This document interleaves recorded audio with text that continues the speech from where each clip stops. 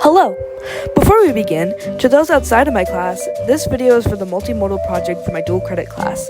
For privacy reasons, I will give fake names. And to the fictional characters named here, those are fictional names and not based off any person.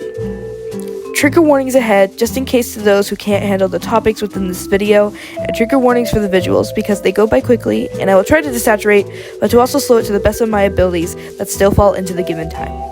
For my final and dual credit, I have decided to talk about two things.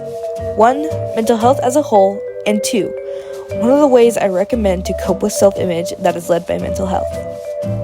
Mental health has been a popular topic for many years, especially teen mental health. In my school, sometimes we have to watch videos on mental health or bullying. 1 in 3 teens is known for having mental health issues, and most teenagers struggle with self-image. I know I am definitely a person who struggles with self-image as well. With the rise of social media and new trends and new beauty standards, it's hard for people to try to fit in. People do a lot just to get attention from others, either safely or dangerously, that could ruin their own lives or others, with the worst case scenario being taking their own lives or the others' lives as well. During these past few years, especially after COVID, mental health within my own and to others around me seemed to have lowered. I want to share one of the ways I cope when my mind is clouded or in a darker place. Writing. Writing is a spectrum of how it can help spread ideas.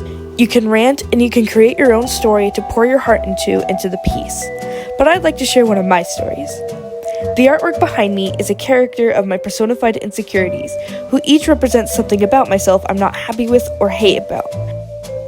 They each have their own personalities and their own lives, but they help each other cope and soon accept themselves. Each hold a personal value to me, and I love to write entries to them to help with how I feel, because writing stories is how I express myself, and with this class, I have learned so much and improved on my writing because of it. Writing is such a strong form of art that can express all sorts of feelings, that could be fiction or non-fictional, using figurative language to get any thoughts, feelings, or messages out there that are personal to the writer and can be a positive way to cope with feelings. Writing is recommended, according to American Psychological Association, or APA, claims writing can be a powerful tool to help people work through challenges in their lives and improve their mental health. And as University of Pennsylvania says, creative writing is a uniquely accessible form of therapy, delivering all kinds of emotional benefits. All you need to create a safe space is a pen and a piece of paper. And I agree with these statements. As of recently, especially with these ongoing years, my mental health has been lowering. But with these writings, I can feel myself getting more positive, and especially with the outlook on my own life. I like to think of these characters that follow me around, because they also help with my ideas. And they can also help me with my own writing, especially with the world around me and how I view it. I would like to thank those who have read over my writing before, and I want to thank those who have listened to this video. And of course, to my teacher. Thank you so much for being a wonderful teacher and never stop believing in me or my skills as a student.